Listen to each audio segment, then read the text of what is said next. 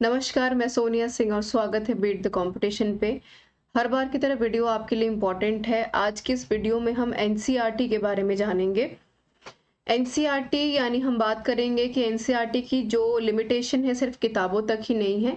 इसके अलावा भी एनसीईआरटी के अपने कौन-कौन से रूल्स हैं, कौन-कौन से फंक्शंस हैं, एनसीईआरटी कैसे काम करती है, वर्तमान में कैसे काम कर रही है और उसके क्या-क्या लाभ हो सकते हैं और क्या-क्या डिसएडवांटेजेस हैं।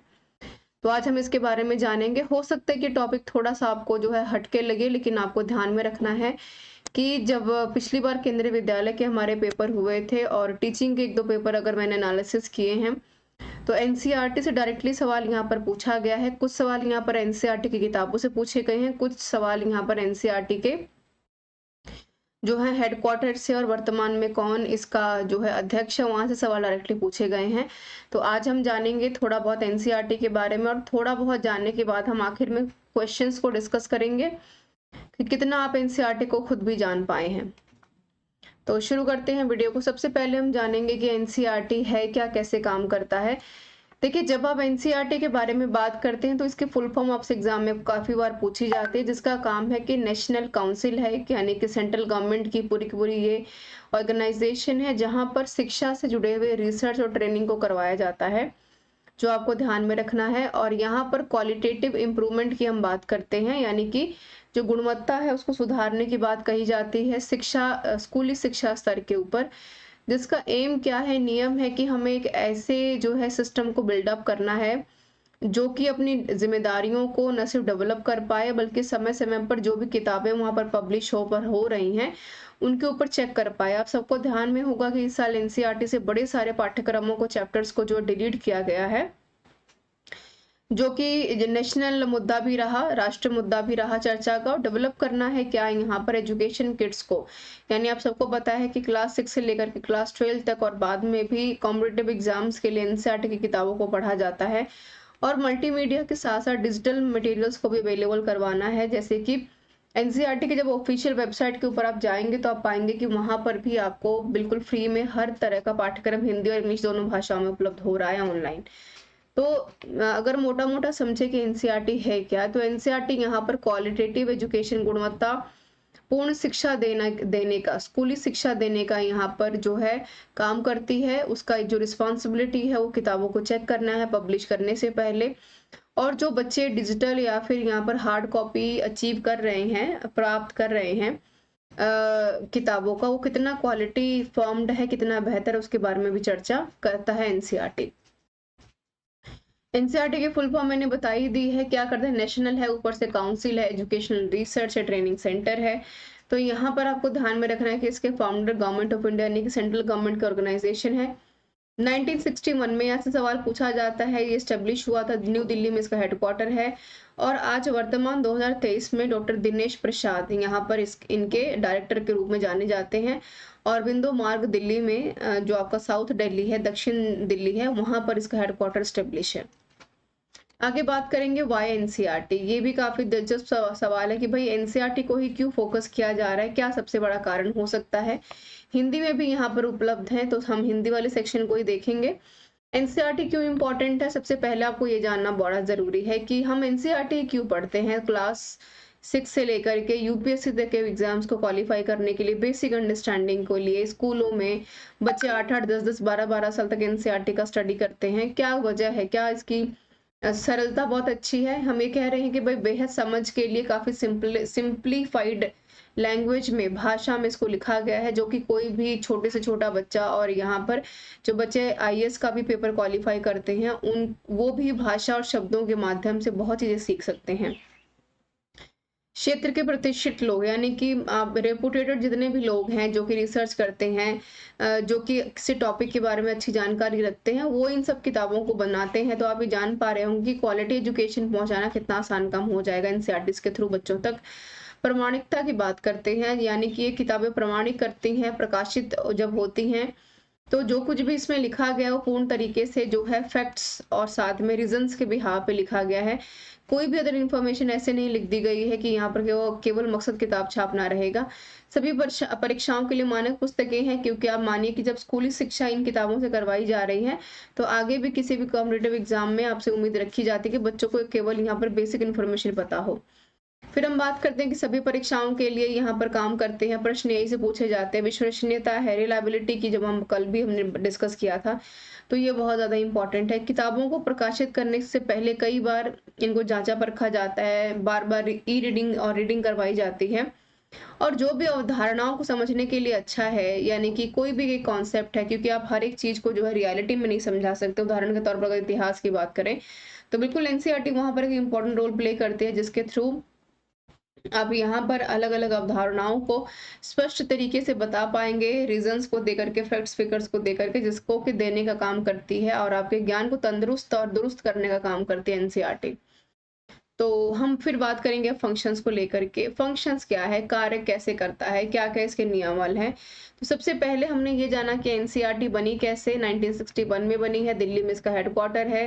क्वालिटी एजुकेशन देने का काम करती है, जिम्मेदारी ले रखी किताबों को जांचने परखने का। अब काम कैसे करती है, ये किताबें मार्केट में आ गई हैं, स्कूलों तक पहुंच गई हैं, अब यहाँ पर काम कैसे करेंगे एनसीईआरटी की किताबें। तो सबसे इम्पोर्टेंट है यहाँ पर इनकरेज एंड कोऑर्डिनेशन, जो काफ़ी ज़रूरी है कि जिस स्कूल में शिक्षा ग्रहण करवाई जा रही है, उसमें इन किताबों का रिसर्च और इनकरेजमेंट काफ़ी अच्छा हो, कनेक्टेड हो, बेहतर हो, और अध्यापक भी इस बात को माने कि एनसीईआरटी से बेहतर कुछ भी नहीं है। प्रिपेयर करना है, पब्लिशिंग करना है, सप्लीमेंट्री मटेरियल्स, टेक्स्ट बुक है, न्यूज़पेपर्स हैं, जर्नल्स हैं, और डेवलप करना है एजुकेशनल किट्स को। किट्स का मतलब है कि भाई एनसीईआरटी में मान लो क्लास 6 की है, सारी किताबें एनसीईआरटी की होती हैं, हिंदी की, इंग्लिश की, साइंस की, सोशल साइंस की। ठीक है, ऑर्गेनाइजिंग करना है क्या, pre service and the service training of teachers.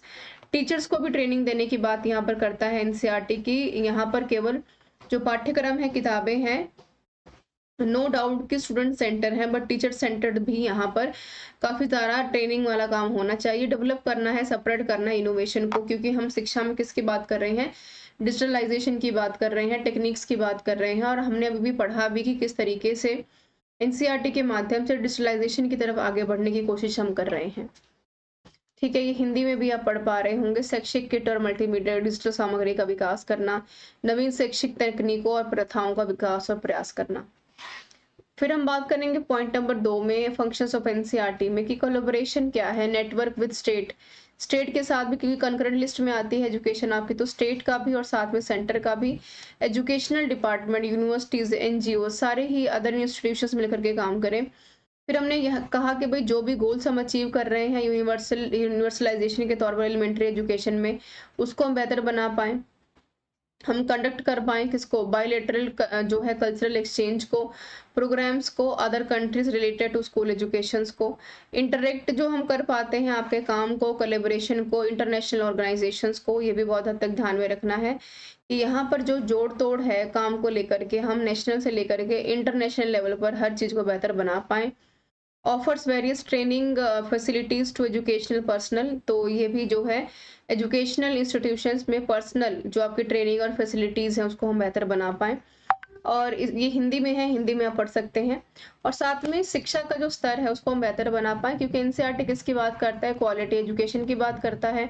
तो शिक्षा के स्तर को ऊपर उठाना, ऊंचा लेकर के जाना, उनका जो पाठ्यक्रम है यानी जो करिकुलम है, तकनीकी योजनाएं, जो आपकी टेक्निकल एजुकेशन है, प्लानिंग है, शिक्षण अवधि, जितने भी टाइम पीरियड में शिक्षा दी जाती है, शोध का जो भी काम करवाया जाता है, परिणामों को ध्यान में रखते हुए राष्ट्रीय शिक्षा का प्रारूप जो है निर्धारित करती है, और एक्सप्लेनेटरी वे में आपको हर एक चीज के बारे में बताएगी, चाहे वो आपका विश्वविद्यालयों में यूनेस्को से लेकर के यूनिसेफ तक की अगर हम बात करें, तो सबने एनसीईआरटी को तवज्जो दी है।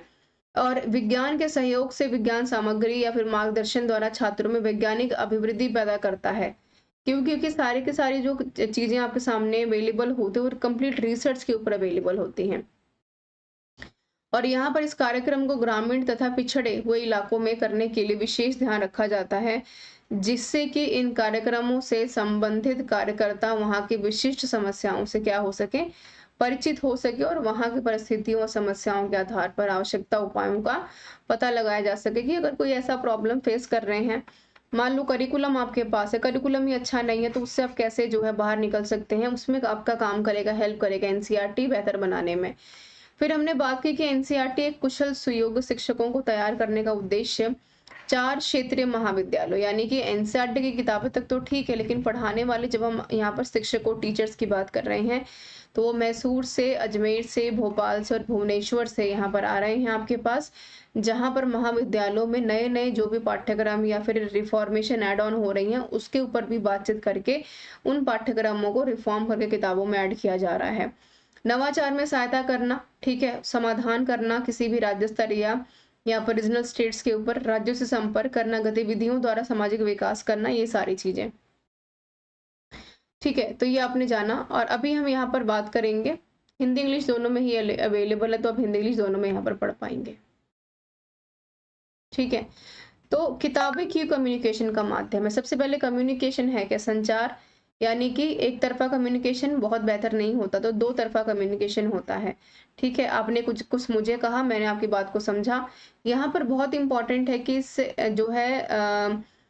जो है बाईपास कम्युनिकेशन में किताबें और स्टूडेंट्स एक अच्छा रोल प्ले करती हैं। किताबों से बच्चे सीखते हैं और बच्चे यहाँ पर किताबों में अलग-अलग चीज़ों को ढूँढ पाते हैं। तो आर्ट ऑफ कम्युनिकेशन सिखाती हैं, टेक्स्ट बुक आपको काम करने का तरीका, कन्वर्जन कैसे करना है, कहाँ-कहाँ पर करना है, कम्युनिकेट करने की बात करती है, स्किल्स के ऊपर बात करती हैं, कैसे आपको बात करना है, ट्रेनिंग देती हैं, इफेक्टिवनेस ला के लेकर के आती हैं, लोगों के अंदर स्किल डालती है और सिंप्लीफाइड करती है जो कुछ भी आपने कहा है, किताबें यहाँ पर कह रही हैं। तो हमने जाना एनसीईआरटी के बारे में। आई होप ये सेशन काफ़ी आपके लिए इम्पोर्टेंट है। सवाल कहाँ से बनेगा मैं वो बता देती हूँ आपको। सवाल बनेगा आपका इस स्लाइड से, एनसीईआरटी की कैरेक्टरिस्टिक से सवाल पूछे जा सकते हैं। नंबर 2 सवाल बनेगा यहाँ से, हेडक्वार्टर कौन है, वर्तमान में अध्यक्ष कौन है और कहाँ पर ये स्थित है।